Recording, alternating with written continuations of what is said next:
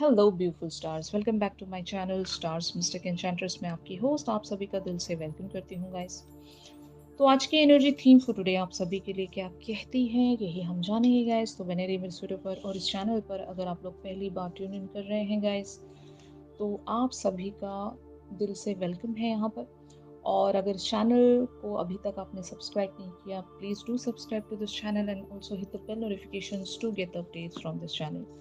तो सबसे पहले यहाँ पर आपके पर्सन की एनर्जीज को ग्रैब करते हैं। तो यहाँ पर कार्ड्स अपीयर हुए हैं 6 of summer and queen of spring की एनर्जीज के साथ। तो ऑफ कोर्स इस कार्ड में लिखा है चिल्ड्रन और childhood, the return of people और romances from your past, remembering events differently in a better or a worse light than how they really occurred. And also यहाँ पर क्वीन ऑफ स्प्रिंग की energies कहती हैं believe in yourself, wonderful people want to help you maintain a balance between work and home life.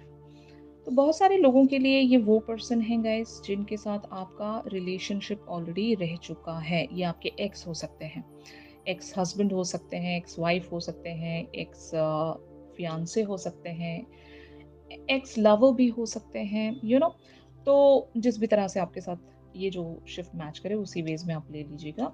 And even ये बहुत लोगों के लिए पास्ट लाइफ का भी कनेक्शन हो सकता है। मतलब पास्ट लाइफ में अगर आप इस पर्सन से एक वो बॉन्ड शेयर करते थे, तो अभी इस लाइफ टाइम में भी आप लोग मिले हो, क्योंकि सोल लेवल्स पर वो एक गिव एंड टेक बाकी रहता है।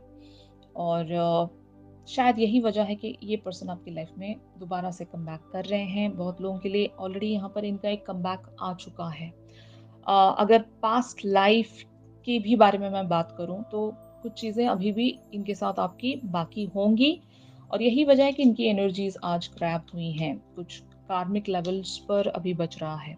ये आपके कार्मिक भी हो सकते हैं बहुत लोगों के लिए। तो एक ऐसी एनर्जी जहाँ पर ये आपके साथ बिताए गए उन सारे लम्हों को रिकॉल कर रहे हैं, पास्ट इवेंट्स को रिकॉल कर रहे हैं।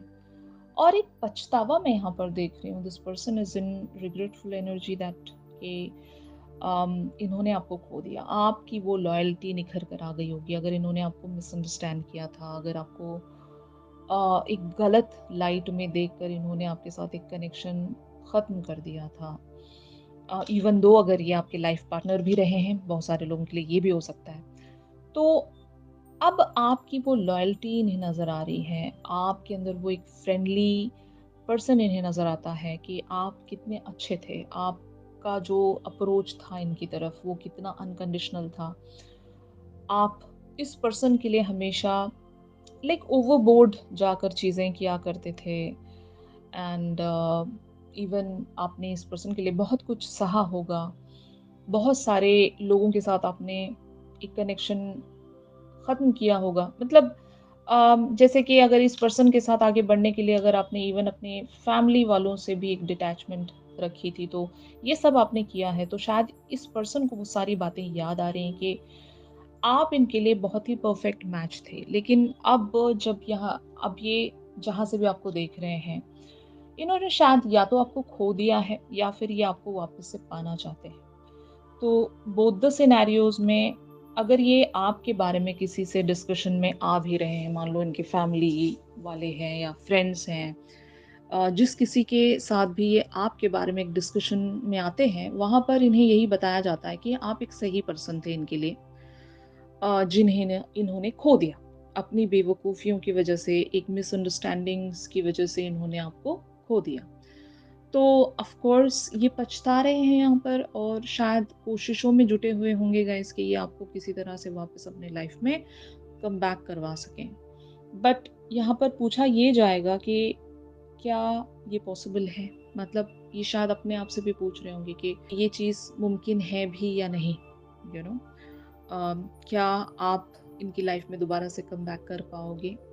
क्योंकि बहुत सारे लोगों के लिए ये जो पर्सन है शायद अभी आपसे दूर रहते होंगे गाइस। मतलब डिस्टेंस वाइज भी दूर रहते होंगे, या फिर एक जो वो इमोशनल दूरियां हैं, इमोशनल जो डिस्टेंस हैं, वो भी मैं यहाँ पर देख रही हूँ कि इस पर्सन के साथ आपका उस लेवल तक का अटैचमेंट नहीं होगा, क्योंकि आप एक बैलेंस वाली एनर्जीज में बने हुए हो। Take everyone's input into consideration, merge viewpoints to create a better solution, take your time, there is no need to rush. तो आप बैलेंस हो चुके हो। अब आपका इस पर्सन के साथ एक इमोशनल लेवल पर वो कनेक्ट नहीं होगा। आप या तो मूव ऑन कर गए हो अपनी लाइफ में, या फिर आपने उन सारे जख्मों से खुद को हील कर लिया है।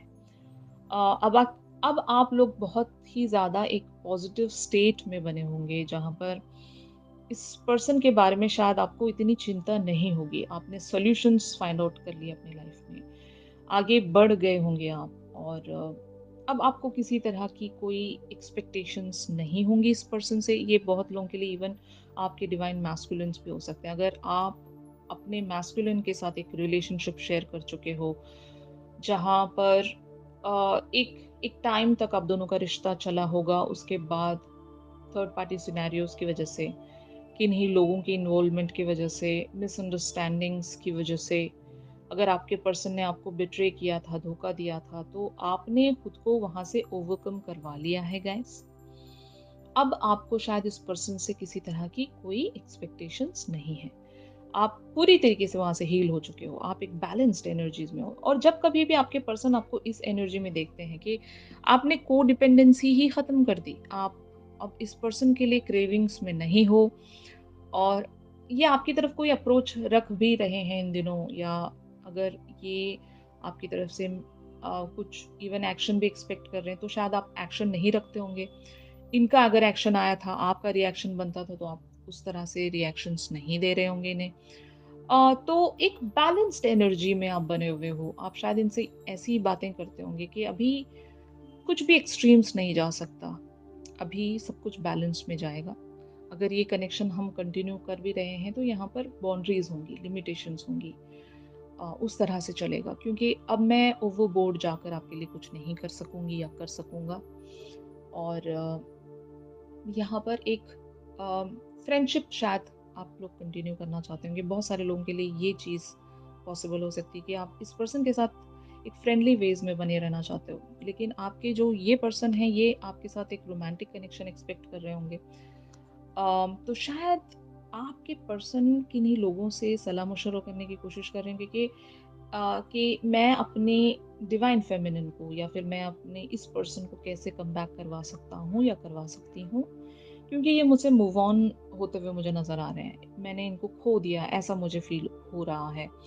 तो ऐसी एक लिटरल डिस्कशन में ये बने हुए हैं अपने फ्रेंड्स के साथ, और शायद ये सॉल्यूशन फाइंड आउट कर रहे होंगे। और अगर यहाँ पर म्यूचुअल फ्रेंड्स की बात हो रही है कि इनके फ्रेंड्स आपके भी फ्रेंड्स हैं, तो शायद उन लोगों की बातें आप सुन रहे होंगे कि लिटरली ये अपने फ्रेंड से अम, आपके बारे में डिस्कस कर रहे हैं, या फिर इनके बारे में कुछ तो इन्फॉर्मेशन आपको कहीं से पता चल रही है, इवन फैमिली मेंबर्स के द्वारा, कहीं दूसरे सोर्सेस के द्वारा आपको अगर कुछ पता चल रहा है इनके बारे में, तो एक खबर आपको ज़रूर मिल रही है इनके बारे में, एक इन्फॉर्मेशन ज़रूर आप कलेक्ट कर रहे हो। लेकिन आप फिर भी अपना वो जो बैलेंस है वो मेंटेन रख रहे हो। भले ही आपको ये पता चल रहा है कि this person is craving for you, they really want to come back into your lives and all, ये सारी बातें आपको पता चल रही हैं, लेकिन आप शायद खुद से यही कह रहे होंगे कि मैं सबकी बात सुनूंगी, मैं सबका पॉइंट ऑफ व्यू रखूंगी या रखूंगा, लेकिन मैं करूंगी वही जो मेरे हाईएस्ट गुड के लिए सही है। ये एक मूव ऑन होना ही कहूंगी मैं। किसी सिचुएशन पर बैलेंस बना पाना ये बहुत मुश्किल स्टेट होता है। अगर आपने ये अचीव कर लिया है, तो आप एक बहुत ही पॉजिटिव स्टेट पर बने हुए होगी।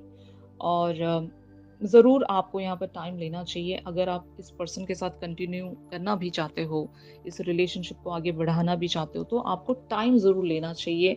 सबकी बातें आप सुन सकते हो, इवन इस पर्सन का भी पॉइंट ऑफ व्यू आप कंसिडर कर सकते हो, लेकिन आपको करना वही चाहिए जो आपके लिए सर्विंग हो। फाइन। तो यहाँ पर एट ऑफ विंटर की एनर्जीज आप लोगों के लिए प्रोसीड हो सकती हैं guys. You have what it takes if only you believe in yourself, thinking that you are powerless when you are not, a lack of self confidence that keeps you from getting what you want। तो ये भी एक boundary के बारे में ही बात हो रही है यहाँ पर। जैसे कि यूनिवर्स आपसे यही कहना चाहता होगा कि अगर आपको लग रहा है कि आप इस पर्सन को फेस नहीं कर पाओगे, आप दोबारा से इमोशनली कैरिड अवे हो जाओगे, तो ऐसा नहीं है।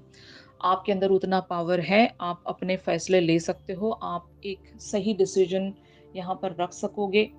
और जहाँ पर बाउंड्रीज़ या रिस्ट्रिक्शंस रखने की बात आती है, तो आप ज़रूर उस सेल्फ कॉन्फिडेंस में रहिए कि अगर आपने किसी को ना कहना है, मना करना है, तो आप मना भी कर सकते हो।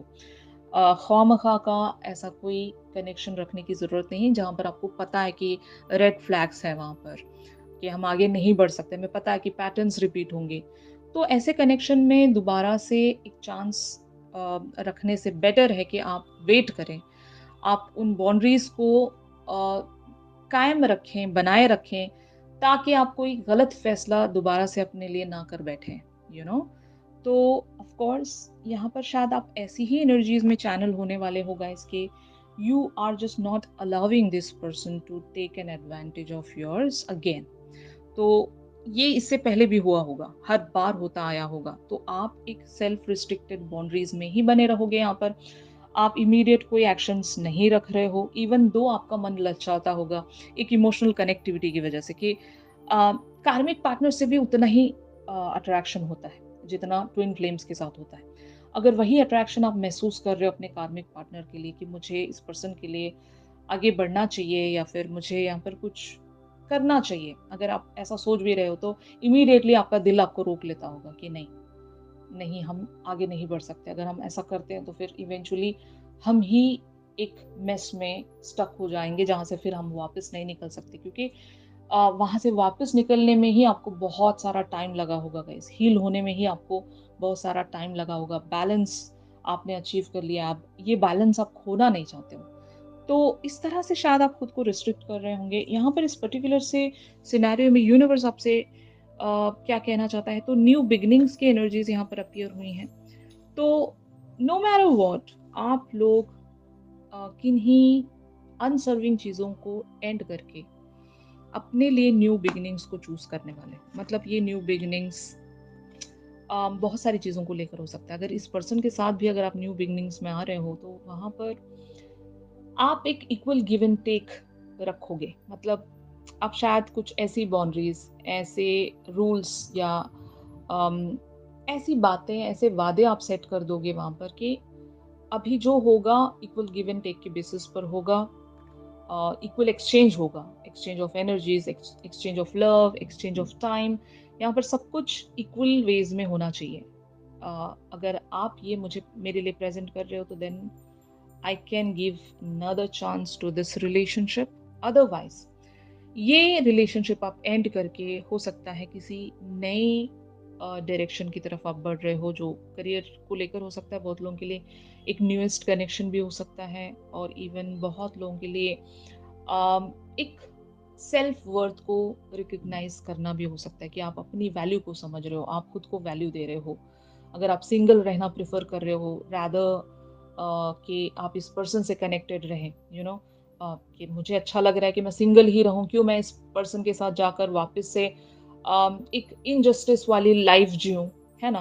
तो शायद ऐसे फैसले आप ले सकते हो खुद के लिए जहाँ पर न्यू बिगिनिंग्स आर इन्वॉल्व्ड।